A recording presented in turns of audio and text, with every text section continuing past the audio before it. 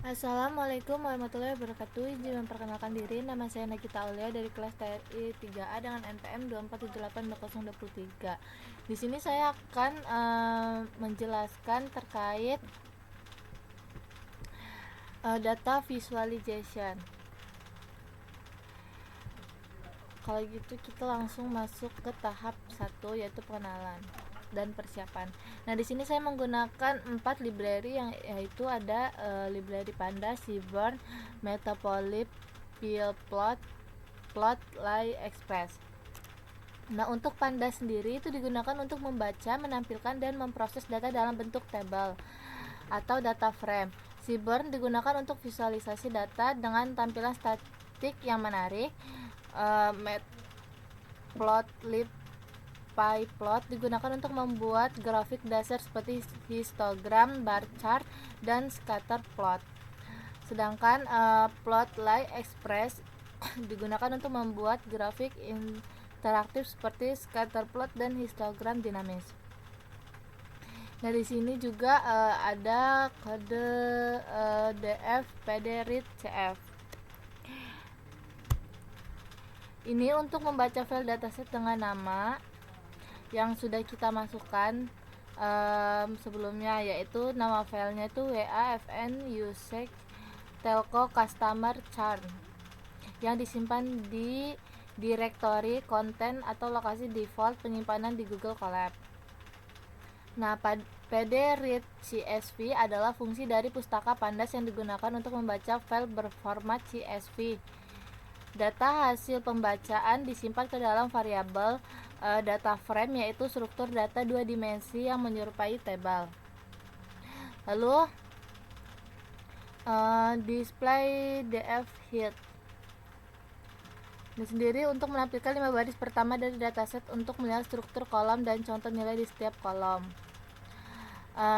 Df head ini sendiri itu menampilkan 5 baris pertama secara default, sedangkan display itu digunakan di Google Colab agar hasil tampil dalam bentuk tabel yang rapi. Sedangkan print ini hanya untuk menambahkan teks keterangan agar hasil output lebih informatif. Lalu yang keempat ada dev info, menampilkan jumlah baris kolom, tipe data, tipe kolom, dan jumlah data non-null atau tidak kosong. Sedangkan df is null sum itu menghitung jumlah nilai kosong di setiap kolom.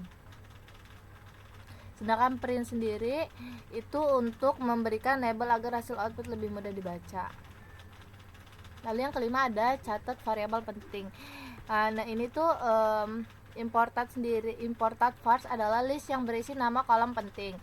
Sedangkan df important vars itu menampilkan hanya kolom yang disebutkan dalam list.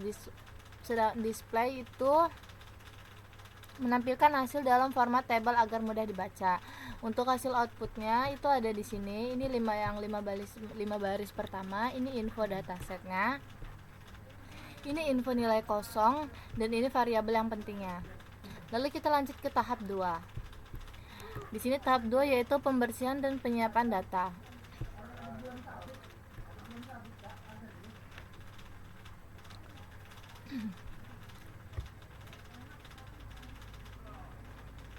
Nah, di sini yaitu yang pertama ada cek kembali missing value. Nah, pada kode ini itu menampilkan jumlah nilai kosong di setiap kolom untuk mengetahui bagian mana yang perlu dibersihkan. Nah, untuk yang ini sendiri itu total kolom change kadang dibaca sebagai teks atau objek karena ada karakter non-numerik dengan error. Course, nilai yang tidak bisa dikonversi akan diganti menjadi none atau kosong. Nah, yang ketiga ada cek kembali tipe data. Nah, di sini menampilkan tipe data setiap kolom untuk memastikan total charge sudah berubah menjadi numerik atau volt. Lalu yang 4, tangani missing value biasanya pada total charge. Nah,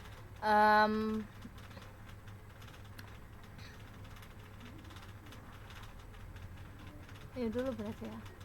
Di sini itu untuk menghapus baris yang memiliki nilai kosong di kolom total change. Alternatif lain bisa menggunakan filna df total change mean jika ingin mengisi dengan rata-rata.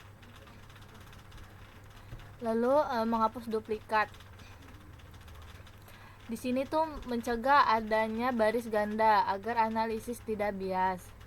Yang keenam ada ubah nilai kategori agar seragam. Sini mengubah kolom chart menjadi bentuk numerik yes menjadi 1 berhenti berlangganan, 0 tetap berlangganan. Digunakan untuk otomatis menggunakan semua kolom bertipe yes atau no menjadi 1 per atau 0.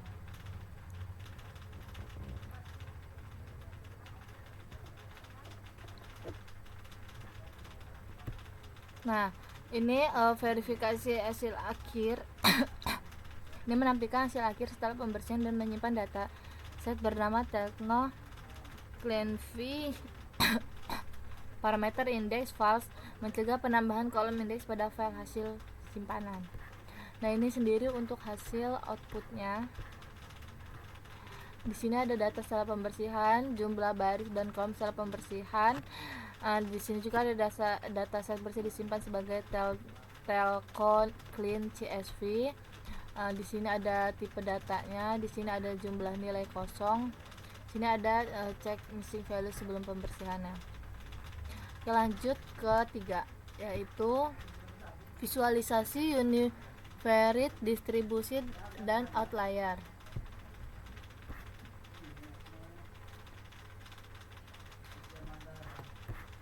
Nah, pada tahap 3 saya akan langsung menjelaskan bagian outputnya.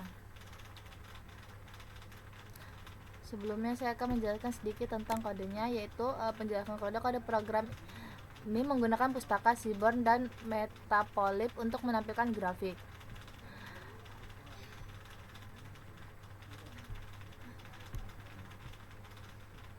Nah, SNS Histplot ini digunakan untuk membuat histogram, grafik histogram. Nanti SNS Box Plot juga untuk membuat grafik box plot, dan juga begitu juga dengan SNS Count Plot itu untuk membuat digunakan untuk melihat distribusi kategori.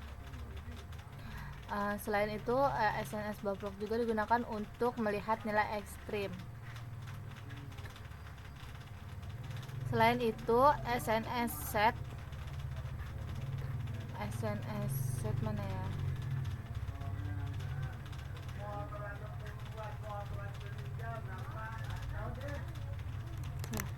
SNS set style white grade palette atau pastel digunakan agar tampilan grafik lebih bersih dan konsisten. Saya langsung masuk ke hasil outputnya. Nah, di sini ada distribusi. Ini di sini ada penjelasannya itu. Di sini kan grafik histogram. Nah, di sini menunjukkan sebaran biaya bulanan pelanggan. Sebagian besar pelanggan memiliki biaya bulanan di bawah 80 US dollar. Yang kedua ada distribusi miring ke kanan, menandakan mayoritas pelanggan memilih paket dengan biaya rendah. Yang ketiga ada hanya sebagian kecil pelanggan yang memiliki biaya tinggi di atas 100 US dollar. Lalu yang keempat artinya itu mayoritas pelanggan menggunakan layanan dengan biaya rendah, kemungkinan karena paket bulanan fleksibel dan mudah dibatalkan. Lalu di sini yang kedua, pada grafik kedua histogram, interpretasinya itu sebagian besar pelanggan memiliki masa berlangganan pendek, kurang dari 20 bulan. Yang kedua ada distribusi miring ke kanan, artinya banyak pelanggan baru dibanding pelanggan lama. Artinya banyak pelanggan yang belum lama bergabung, menunjukkan churn bisa lebih tinggi pada pelanggan baru. Lalu di sini pada grafik histogram yang ketiga, menunjukkan total biaya yang dibayar pelanggan selama berlangganan pada grafik ini. Lalu interpretasinya yaitu sebagian besar pelanggan memiliki nilai total charge rendah dan distribusi data terlihat miring ke kanan. Artinya pelanggan dengan masa berlangganan singkat membayar lebih sedikit, sedangkan pelanggan lama memiliki total biaya yang tinggi. Hal ini sejalan dengan logika bahwa semakin lama pelanggan berlangganan, semakin besar total pengeluaran mereka. Lalu kita masuk ke box plot. Di box plot yang pertama ini itu digunakan untuk melihat keberadaan outlier. Interpretasinya yaitu yang pertama, terlihat beberapa outlier dengan nilai total charge yang tinggi, namun hal ini masih wajar karena berasal dari pelanggan lama. Yang kedua, sebagian besar pelanggan memiliki nilai total biaya dalam rentang menengah. Outlier di sini menunjukkan pelanggan dengan durasi penggunaan layanan yang panjang. Lalu kita lanjut ke box plot yang kedua. Interpretasinya yaitu terlihat beberapa outlier dengan nilai total charge yang sangat tinggi, namun hal ini masih wajar karena berasal dari pelanggan lama. Sebagian besar pelanggan memiliki nilai ini sama ya.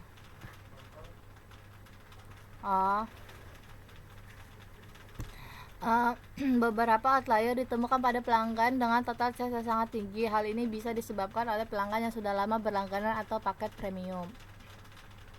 Lalu kita masuk ke bar chart.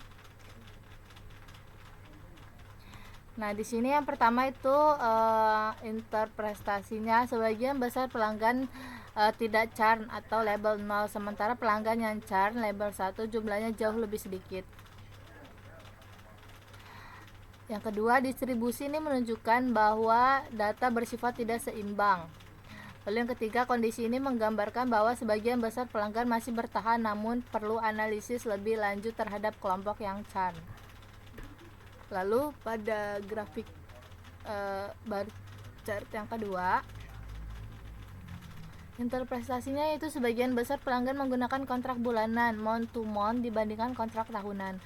Jumlah pelanggan dengan kontrak 1 tahun dan 2 tahun jauh lebih sedikit. Pola ini mengindikasikan bahwa pelanggan dengan kontrak bulanan lebih rentan churn karena tidak memiliki ikatan jangka panjang. Lalu masuk ke tahap 4. Sini saya akan langsung menjelaskan hasil outputnya. Nah, pada grafik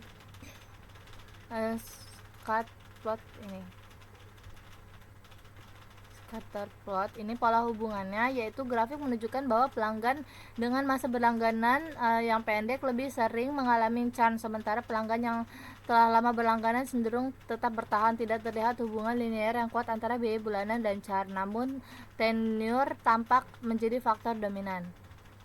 Keterkaitan dengan churn yaitu variabel tenure sangat berpengaruh terhadap churn. Pelanggan baru lebih banyak berhenti berlangganan dibanding pelanggan lama. Interpretasinya itu sebagian besar pelanggan yang churn memiliki lama berlangganan di bawah 20 bulan. Semakin lama pelanggan berlangganan, semakin kecil kemungkinan mereka berhenti. Artinya tenure berpengaruh besar terhadap tingkat churn. Pelanggan baru cenderung lebih tidak loyal. Lalu di sini pada grafik yang kedua, pola hubungannya yaitu terlihat bahwa pelanggan dengan kontrak bulanan month to month memiliki biaya bulanan yang lebih tinggi dan variatif dibanding dengan pelanggan yang memiliki kontrak 1 tahun atau 2 tahun. Keterkaitan dengan churn-nya itu kontrak bulanan lebih banyak dikaitkan dengan churn karena pelanggan jenis ini tidak terikat lama dan lebih mudah berpindah layanan. Lalu interpretasinya yaitu pelanggan dengan kontrak bulanan membayar biaya lebih besar dan memiliki variasi harga yang tinggi, sementara itu kontrak jangka panjang menawarkan biaya yang lebih stabil dan cenderung lebih rendah. Pola ini mengindikasikan bahwa kontrak bulanan lebih beresiko menyebabkan churn karena pelanggan tidak terikat lama. Lalu pada grafik yang ketiga, pola hubungannya itu proporsi churn tertinggi muncul pada pelanggan dengan kontrak bulanan, sedangkan pelanggan dengan kontrak 1 tahun atau 2 tahun memiliki tingkat churn yang jauh lebih rendah. Keterkaitan dengan churn-nya itu variabel kontrak merupakan faktor paling kuat yang berhubungan dengan churn. Semakin panjang durasi kontrak, semakin kecil peluang pelanggan berhenti. Interpretasinya yaitu pelanggan dengan kontrak bulanan cenderung lebih mudah berhenti dibanding dengan mereka yang memiliki kontrak jangka panjang. Hal ini menunjukkan bahwa jenis kontrak merupakan faktor penting dalam memengaruhi churn. Strategi mempertahankan pelanggan dapat dilakukan dengan mendorong pelanggan beralih ke kontrak tahunan. Lalu kita masuk ke tahap 5. Tahap 5 juga saya akan langsung menjelaskan ke bagian outputnya. Penjelasannya yaitu dari heat map terlihat bahwa tenure dan total churn memiliki korelasi positif yang sangat kuat, karena semakin lama pelanggan berlangganan, semakin besar total tagihan yang dibayarkan. Hubungan antara tenure dan churn bersifat negatif sedang, yang berarti pelanggan dengan masa berlangganan lebih lama cenderung tidak churn. Sedangkan monthly churn dan churn menunjukkan korelasi positif lemah sedang, menandakan bahwa pelanggan dengan biaya bulanan tinggi sedikit lebih beresiko churn dibanding biaya yang lebih rendah. Lalu ringkasan interpretasinya, yang pertama berdasarkan heat map, faktor tenure paling berkorelasi negatif dengan churn. Semakin lama pelanggan berlangganan, semakin kecil kemungkinan mereka berhenti. Sebaliknya, monthly charge menunjukkan korelasi positif lemah, yang berarti pelanggan dengan biaya bulanan tinggi lebih berpotensi churn. Korelasi kuat antara tenure dan total charge menggambarkan hubungan alami antara lainnya langganan dan total pembayaran. Lalu kita lanjut ke grafik yang kedua. Di grafik kedua ini, yang pertama penjelasannya itu pada pie plot, titik berwarna merah atau churn banyak muncul di area dengan tenure rendah dan total churn kecil, menunjukkan pelanggan baru atau yang belum lama berlangganan lebih rentan berhenti. Sementara titik biru tidak churn mendominasi di area dengan tenure tinggi dan total charge besar, menandakan pelanggan lama lebih loyal. Pola ini menunjukkan pemisahan yang cukup jelas antara kelompok churn dan tidak churn, terutama jika dilihat dari tenure. Yang ringkasan interpretasi, visualisasi pie plot menunjukkan bahwa tenure menjadi pembeda paling jelas antara pelanggan churn dan tidak churn. Pelanggan yang churn cenderung baru bergabung dan memiliki total pembayaran rendah. Hal ini memperkuat dugaan bahwa lama berlangganan adalah faktor kunci yang mempengaruhi loyalitas pelanggan. Lalu kita masuk ke tahap 6 atau tahap terakhir.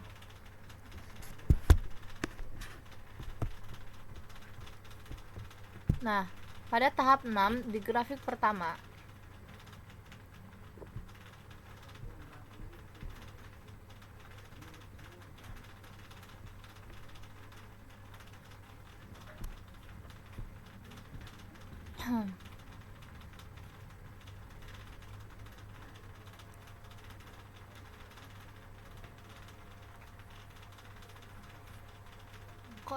penjelasan kode ini menggunakan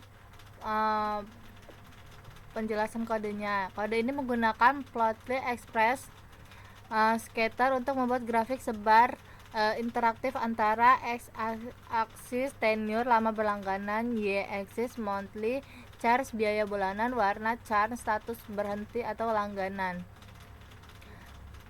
Nah, interpretasinya yaitu sebagian besar pelanggan dengan tenure pendek kiri memiliki kemungkinan churn lebih tinggi, titik merah. Yang ini.